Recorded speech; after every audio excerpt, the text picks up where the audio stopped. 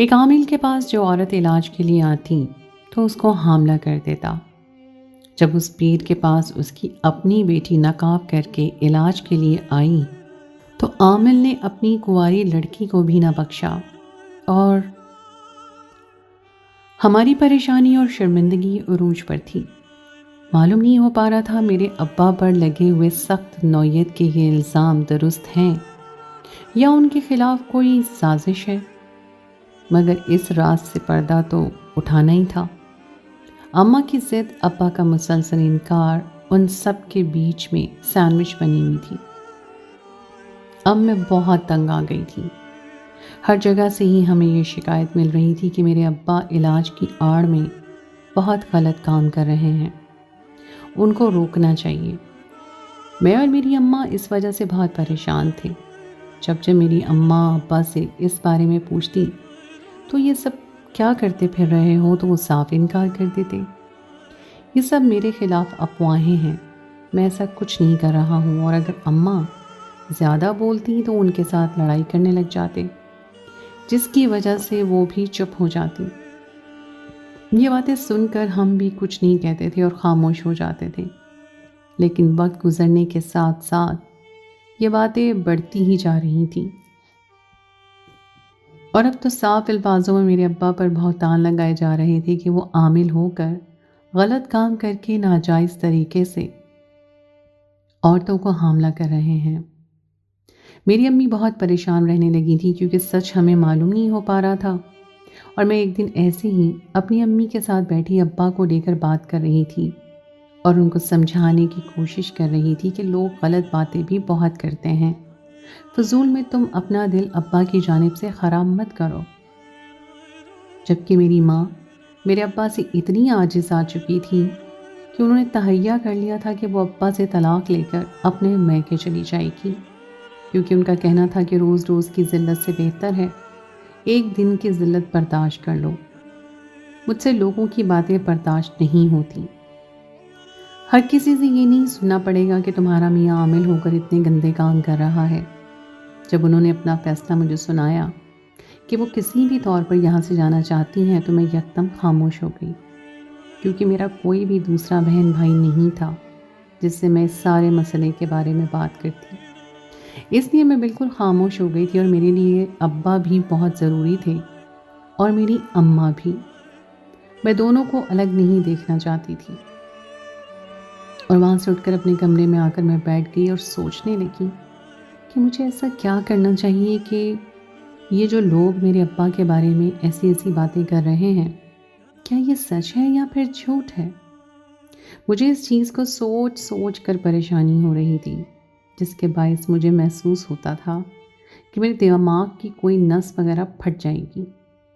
میں کسی بھی طرح سب کچھ ٹھیک کرنا چاہتی تھی اور اپنی ماں کو کہیں بھی جانے نہیں دینا چاہتی تھی۔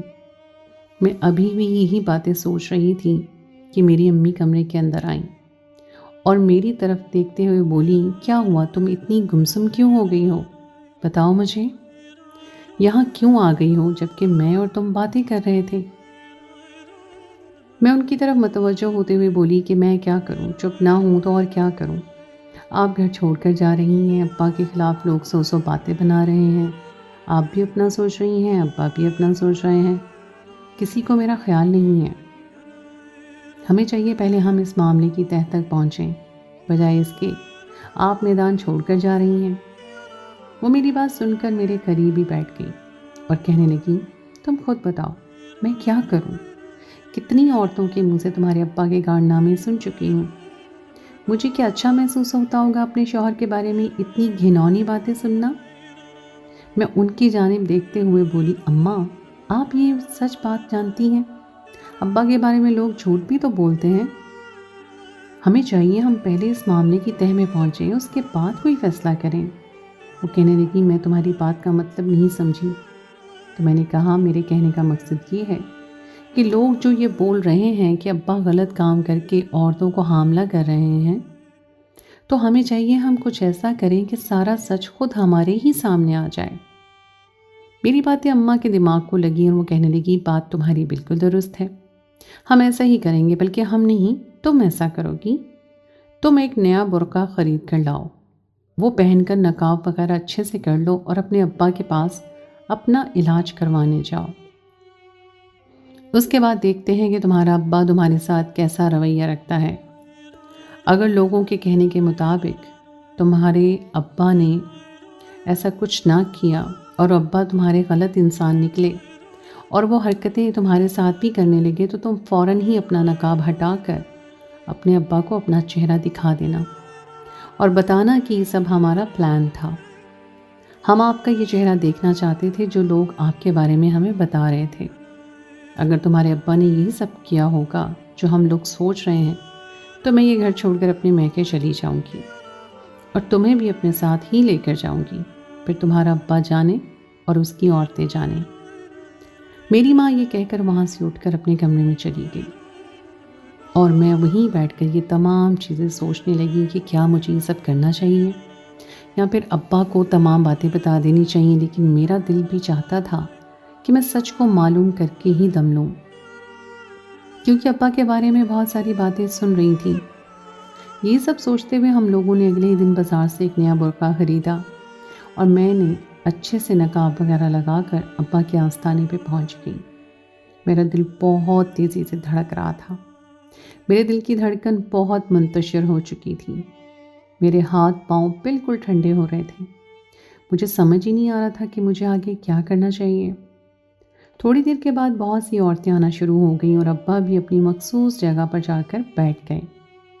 ایک ایک کر کے عورتیں اندر جانے لگیں اور اپنے مسائل بتا کر ہر تھوڑی دیر کے بعد مسکراتے ہوئے باہر آنے لگیں۔ مجھے سب کچھ ٹھیک نہیں لگ رہا تھا۔ میری باری جیسی ہی آئی اور میں اندر گئی، میں نے بھی اپنا مسئلہ بتایا کہ میرے ہاں اولاد نہیں ہو رہی ہے، میری شادی کو کافی سال ہو گئے ہیں۔ میں نے اپنی آواز کافی حد تک بدل لی تھی، کیونکہ میں نہیں چاہتی تھی کہ سچ معلوم کرنے سے پہلے ہی ابا کو میرا پتہ چل جائے اور وہ پہلے سے ہی ہوشیار ہو جائیں۔ وہ مسکراتے ہوئے میری جانب دیکھنے لگے اور کہنے لگے کہ تمہارا مسئلہ حل ہو سکتا ہے اگر تم میرے ساتھ تعاون کرو۔ تو میں ان کی بات سن کے یکدم ٹھٹک گئی۔ مجھے محسوس ہو گیا جتنا ہم لوگ اپنے ابا کے بارے میں غلط باتیں سن چکے ہیں، ہو سکتا ہے وہ تمام باتیں بالکل ٹھیک ہوں۔ میرے ابا کہنے لگے چلو اپنا نقاب ہٹاؤ، میں تمہارے ساتھ کچھ عمل کروں گا اور دیکھنا اگلے چکر میں تم حاملہ ہو جاؤ گی۔ میرے رونگٹے کھڑے ہو رہے تھے کیونکہ ابا دھیرے دھیرے اپنی جگہ سے کھڑے ہو کر قدم بقدم میری جانب آ رہے تھے اور ساتھ میں بولتے بھی جا رہے تھے چلو اپنے کپڑے وغیرہ نکالنا شروع کرو، ہم یہ عمل کرنا شروع کریں گے۔ میں دور سے ہی بیٹھی اپنے سر نفی میں ہلا رہی تھی اور جیسے ہی انہوں نے میرے سینے کی جانب ہاتھ بڑھایا، میں یکدم کھڑی ہو گئی اور وہاں سے جانے لگی۔ ابا نے فوراً مجھے تھام لیا اور میرے ساتھ زبردستی کرنے لگے۔ میں اپنی ٹون میں آ کر بولنے لگی ابا یہ میں ہوں، میری بات سنو، لیکن وہ اپنے ہوش ہی میں نہیں تھے اور جیسے ہی میں نے اپنا نقاب ہٹایا تو وہ یکدم مجھ سے، میں نے جب سے اس گھر میں آنکھ کھولی تھی خود کو اکیلا ہی پایا تھا، نہ ہی میرا کوئی اور بہن بھائی تھا، نہ ہی کوئی میرا دوست اس محلے میں بنا تھا۔ میرے ابا عامل تھے اور وہ بہت سخت مزاج انسان تھے۔ انہوں نے مجھے بالکل بھی کسی کو دوست بنانے کی اجازت نہیں دی تھی۔ میں ہمیشہ سے ہی گھر میں پلی بڑی تھی۔ میرے ابا لوگوں کو دم کر کے ان کا علاج کرتے تھے اور میری اماں گھر میں ہی رہ کر ابا اور میری کفالت کرتی تھی۔ ہمارا گزر بسر بھی ابا کے آستانے کے ذریعے ہی چل رہا تھا۔ میں نے زندگی میں ہمیشہ اپنا ہمراز، اپنا ساتھی، اپنی ماں کو ہی پایا تھا۔ اس وجہ سے میں اپنی ماں کے بہت قریب تھی۔ مجھے اسکول جا کر پڑھنا بہت پسند تھا۔ میں نے 10 جماعت تک تعلیم حاصل کی۔ اس کے بعد میرے باپ نے مجھ پر سختی کر دی اور آگے بڑھنے سے مجھے منع کر دیا۔ میرا بہت دل تھا لیکن ابا کے سامنے بولنے کی ہمت نہیں تھی، اس وجہ سے میں خاموش ہو گئی تھی۔ جب سے ہم لوگوں نے ابا کے آستانے کی تمام باتیں معلوم ہونے لگیں، ہمارے گھر کا ماحول بالکل خراب ہو کر رہ گیا تھا۔ لوگ ہمارے گھروں میں آ کر ابا کی عزت کی دھجیاں اڑا دیتے تھے۔ ان لوگوں کا کہنا تھا کہ ابا غلط کام کر کے علاج کروانے والی عورتوں کو حاملہ کر دیتے ہیں۔ मेरी अम्मा इस बात को लेकर बहुत ज़्यादा परेशान रहने लगी थी, जिसकी वजह से उनका ब्लड प्रेशर भी बहुत हाई हो गया था और वो बीमार भी होने लगी थी। पहले तो सब कुछ बहुत अच्छा था। लोग हमारे घर में आकर मेरे अब्बा की बहुत तारीफ़ें करके जाते थे कि उनके इलाज की वजह से आज हम इतने ज़्यादा ठीक हो गए हैं। हमारा सब कुछ बेहतरीन चल रहा था, लेकिन अब ये बातें हम लोगों को अंदर ही अंदर परेशान कर रही थीं। जब ये बातें अम्मा ने मेरे अब्बा से मालूम करनी चाहीं कि ये औरतें मेरे घर में आकर क्या बकवास बातें करके जाती हैं आपके बारे में, कि आप दूसरों की औरतों पर गंदी नज़र रखते हैं, इलाज करने के बजाय उनके साथ गलत काम करते हैं, उनके घरों की औरतों पर हाथ डालते हैं, जो भी सच है हमें बताइए। तो वो उल्टा अम्मा पर ही चढ़ दौड़े और उनसे लड़ाई झगड़ा करने लगे, चीखने चिल्लाने लगे कि तुम लोगों की बातों में क्यों आ रही हो, उनकी बातें सुनकर क्यों आ रही हो। और साथ में वो मुझ पर भी गुस्सा करने लगी कि मैं दरवाज़ा ही ऐसी औरतों के लिए क्यों खोलती हूँ, पहले मालूम करूँ कि दरवाजे पे कौन है, फिर दरवाज़ा खोलूँ, ऐसे बेधड़क दरवाज़ा ना खोलूँ। मेरी अम्मी ने जब देखा कि बात मुझ पर आ रही है तो वो फ़ौरन चीखती हुई बोली, तो वो औरतें क्यों झूठ बोलेंगी अपने बारे में, तुम गलत काम कर रहे हो, जब ही तो वो लोग ऐसी बातें कर रहे हैं। तो वही बात वो दोबारा दोहराने लगे कि मैं क्यों गलत काम करूँगा, मैं तो लोगों का इलाज करता हूँ और अपना मुआवजा हासिल कर लेता हूँ, मेरा इससे ज़्यादा और कोई काम नहीं है, मैं किसी के साथ कोई गलत काम नहीं करता हूँ, लोग मेरे बारे में अफवाहें उड़ा रहे हैं और तुम उन पर यकीन करके मुझे धोखा दे रही हो। तुमने मुझसे वादा किया था कि तुम हमेशा मेरा यकीन करोगी, तो अब तुम मुझे क्यों गलत साबित कर रही हो। ये बातें सुनकर मैं और मेरी माँ चुप हो गई थी, क्योंकि अब्बा की बातें दुरुस्त थीं और घर का माहौल भी बहुत तनाव का शिकार हो रहा था। मेरी अम्मा कुछ दिन बिल्कुल खामोश हो गई, क्योंकि अब्बा की बातें कई हद तक ठीक थी, क्योंकि उनके खिलाफ बहुत से लोग अफवाह फैलाते थे और उनको बदनाम करने की हर मुमकिन कोशिश करते थे। लेकिन हमें नहीं मालूम था कि ये अफवाह नहीं, ये बातें सच हैं। ये बातें कुछ दिन के लिए दब सी गई थी, लेकिन एक बार फिर उन बातों का ही शोर होने लगा कि मेरे अब्बा बहुत गलत काम कर रहे हैं और ये अब बहुत बड़े पैमाने पे कर रहे हैं। इस वजह से मेरी अम्मा ने अब बहुत सोचने के बाद यही फैसला किया कि वो अब्बा से तलाक लेकर अलग हो जाएंगी और अपने मायके चली जाएंगी। और जब उन्होंने मुझसे ये तमाम बातें की कि मैं यहाँ से चली जाऊँगी, मैं तुम्हारे अब्बा के साथ नहीं रह सकती हूँ, वो एक ज़नाकार इंसान है, वो लोगों की बीवियों के साथ ज़ना कर रहे हैं और उन औरतों को हामला कर रहे हैं, मैं ऐसे इंसान के साथ नहीं रह सकती। मैंने उनको बहुत समझाया, लेकिन उनकी एक ही बात थी, वो यही कहती थी कि वो इतने गंदे घर में नहीं रह सकती जहाँ एक ऐसा इंसान रहता हो जो लोगों की बीवियों के ऊपर गंदी नज़र रखता हो। मैं तुम्हारे अब्बा के साथ अब मज़ीद नहीं रहूँगी, मैं अपने मायके चली जाऊँगी। तो मैंने उनसे कहा कि आप इस तरीके से जल्दबाजी कर रही हैं, आपको चाहिए कि आप तहम्मुल मिजाजी से सारे मामलात को देखें, उसके बाद फैसला करें जो आपको ठीक लगे। तो वो मुझ पर गुस्सा करने लगी, मैं ही इतने सालों से तुम्हारे अब्बा को देखती आ रही हूँ और अब मुझसे ये बातें बर्दाश्त नहीं हो रही।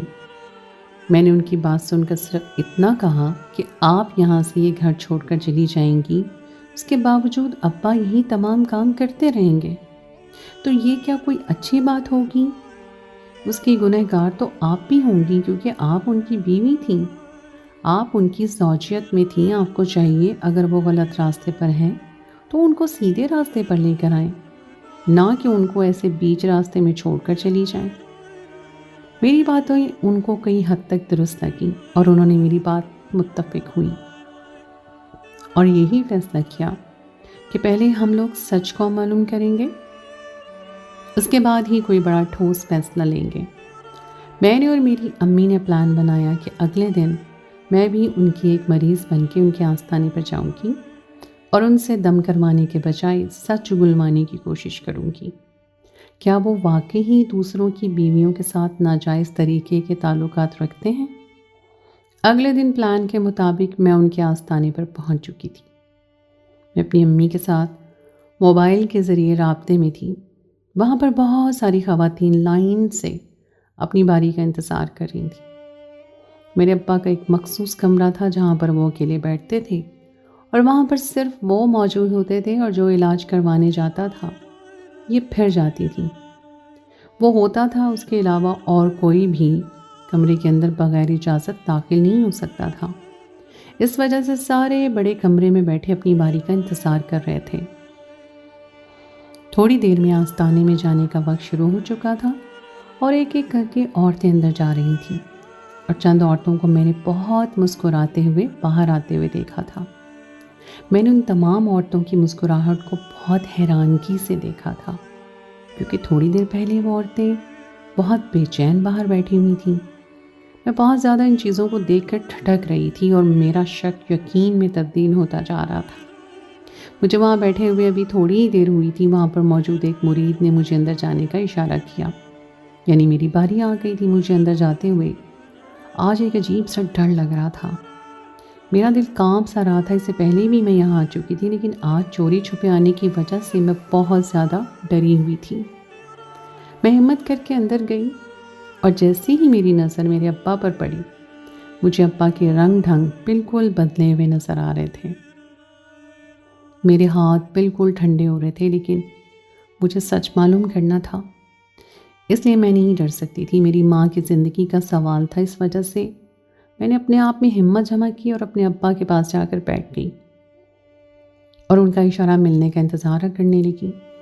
جیسے ہی انہوں نے مجھے بولنے کا اشارہ کیا، میں اپنے مسائل بتانے لگی کہ میری شادی کو کافی عرصہ ہو گیا ہے۔ میں نے اپنی آواز کافی چینج کر لی تھی۔ ایک لمحے کے لیے ابا کی آنکھوں میں بھی شک سا پیدا ہوا تھا، اور انہوں نے مجھے اوپر سے نیچے تک بہت غور سے دیکھا تھا، لیکن میں نے خود کو بہت اچھے سے کور کر لیا تھا، جس کی وجہ سے میں ان کو پہچان میں نہیں آئی تھی۔ میں بولنے لگی کہ میرے یہاں اولاد نہیں ہوئی ہے، میں بھی ٹھیک ہوں، میرے شوہر بھی ٹھیک ہیں، لیکن ہمارے یہاں اولاد نہیں ہو رہی ہے۔ آپ کوئی دم وغیرہ کر دیں جس کے باعث ہمارے یہاں بھی سب لوگوں کی طرح اولاد ہو جائے۔ وہ میری باتیں سر جھکا کر سن رہے تھے، اور چند منٹ تک میرے ابا تسبیح کے دانوں پہ کچھ پڑھتے رہے۔ اس کے بعد مسکراتے ہوئے میری جانب دیکھتے ہوئے بولے، تمہارا کام ہو جائے گا اگر تم میرے ساتھ تعاون کرو۔ میں ان کی باتیں بہت غور سے سن رہی تھی، لیکن اس تعاون والی بات پر میرا دل رک رک کر چلنے لگا۔ وہ بولنے لگے، جو میں عمل کروں گا اس میں تمہیں میرا ساتھ دینا ہے، پھر دیکھنا انشاءاللہ سب لوگوں کی طرح تمہاری گود بھی ہری ہو جائے گی، اور تم بھی ماں بننے کی دہلیز پر آرام سے آ جاؤ گی۔ میں نے زبردستی خود کو مسکراتے رکھنے کی کوشش کی، اور سر اسبات میں ہلایا اور ان کو اپنی باتوں میں الجھانے لگی، اور کہنے لگی، جی بابا جی، جیسے آپ بولیں گے مجھے منظور ہوگا، کیونکہ اب میں ماں بننا چاہتی ہوں، بس مجھے ایک بچہ چاہیے۔ وہ میری بات سن کر ایک بار پھر مسکرائے، اور اپنی جگہ سے کھڑے ہوئے اور قدم بقدم چل کر میری جانب آنے لگے۔ میرا دل یہاں بہت تیزی سے دھڑک رہا تھا، کیونکہ مجھے میرے ابا کے ارادے بالکل بھی ٹھیک نہیں لگ رہے تھے۔ انہوں نے یکدم ہی میرے سینے پہ ہاتھ مارنا چاہا، اور جیسے ہی میں پیچھے ہو گئی تو وہ کہنے لگے، بیٹی ڈرو نہیں، یہی عمل ہے۔ لیکن میں فوراً سے وہاں سے جانے لگی، کیونکہ میں چاہتی تھی ابا کو معلوم نہ ہو کہ نقاب کے پیچھے میں ہوں۔ لیکن میں وہاں سے جاتی اس سے پہلے ہی انہوں نے مجھے بہت تیزی سے اپنے دونوں ہاتھوں میں جکڑ لیا، اور میرے ساتھ بدتمیزی کرنے لگے۔ میں بہت زیادہ گھبرا گئی تھی۔ وہ میرے منہ کو چومنا چاہ رہے تھے، اور میں ان سے خود کو چھڑوانے کی کوشش کر رہی تھی، لیکن وہ مجھے چھوڑنے پر رضامندی نہیں تھے۔ میں نے ان سے اپنی ٹون میں بولی، ابا یہ میں ہوں، پلیز مجھے چھوڑ دیں، میں آپ کی بیٹی ہوں۔ لیکن وہ بالکل بھی اپنے حواس میں نہیں تھے۔ وہ میرے ساتھ غلط حرکت کرنا شروع ہو گئے تھے، اور میرے جسم پر ہاتھ پھیرنے لگے تھے، لیکن جیسے ہی میں نے جلدی سے اپنا نقاب ہٹایا، کیونکہ میں نہیں چاہتی تھی وہ کچھ غلط میرے ساتھ کریں، اس لیے میں نے فوراً ہی خود کو بے پردہ کیا، تو وہ میرا چہرہ دیکھتے ہی ایک دم پیچھے ہو گئے، اور میری طرف حیران نگاہوں سے دیکھنے لگے، اور حیرانگی سے بولے کہ تم یہاں پر کیا کر رہی ہو، اور یہ کس کے برقعے میں ہو؟ وہ بالکل گھبرا چکے تھے، اور ان کے ہاتھ بالکل ٹھنڈے ہو گئے تھے۔ میں ان کی طرف دیکھتے ہوئے بولی، امی آپ سے طلاق لینا چاہتی تھیں، کیونکہ آپ کے بارے میں جتنی بھی باتیں ہمیں سننے کو مل رہی تھیں وہ ہمیں افواہیں لگتی تھیں اور ہم سمجھتے تھے وہ جھوٹ ہو سکتی ہیں، لیکن آج مجھے معلوم ہو گیا وہ تمام افواہیں سچ ہیں۔ آپ سب عورتوں کے ساتھ غلط کام کرتے ہوں، اور ابھی آپ اپنی بیٹی کے ساتھ بھی غلط کام کرنا چاہ رہے تھے، جبکہ میں آپ کو بول رہی ہوں مسلسل کہ یہ میں ہوں، یہ میں ہوں، لیکن آپ سن ہی نہیں رہے تھے۔ وہ میری طرف دیکھ کر جلال سے کہنے لگے، خبردار جو تم نے گھر جا کر کوئی بھی بات بولی، میں تمہارا منہ توڑ کر رکھ دوں گا۔ میں نے ان کی طرف دیکھتے ہوئے سر نفی میں ہلایا اور کہنے لگی، آج میں امی کو سب کچھ بتا دوں گی اور ان کو ساری باتوں سے آگاہ کروں گی کہ آپ کیا کیا کرتے پھر رہے ہیں۔ آستانے میں وہ بالکل ٹھیک کہتی ہیں، آپ غلط انسان ہیں۔ میں یہ بول کر جانے لگی تو وہ ایک دم میرے قریب آئے اور مجھے قابو کرنے لگے۔ میں ان کا مقصد سمجھ چکی تھی۔ میں ان کی جانب دیکھتے ہوئے سر نفی میں ہلانے لگی۔ وہ میری طرف دیکھتے ہوئے بولے، آج میں تمہیں نہیں چھوڑوں گا۔ تم نے یہاں آ کر بہت بڑی غلطی کی ہے۔ تم اپنے باپ کے ساتھ دھوکہ کرنا چاہ رہی تھی۔ اس سے پہلے ہی میں تمہارے ساتھ کچھ ایسا کر دوں گا کہ تم کچھ بولنے کے قابل ہی نہیں رہ پاؤ گی۔ وہ یہ بول کر میرے ساتھ بدتمیزی کرنے لگے۔ میرا دل خوف کے مارے لرز رہا تھا، اور جیسے ہی انہوں نے میری عزت پر ہاتھ ڈالنے کی کوشش کی، یکدم ہی ایک الیکٹرک کا تار ٹوٹ کر میرے آگے کھڑے میرے ابا کے کندھے پر گرا اور انہوں نے جھٹکے سے مجھے چھوڑا، اور وہ وہیں پر بہت تیزی کے ساتھ کرنٹ لگنے لگے۔ میں بالکل خوف زدہ نگاہوں سے انہیں دیکھنے لگی کہ ان کے ساتھ اچانک سے کیا ہو گیا ہے۔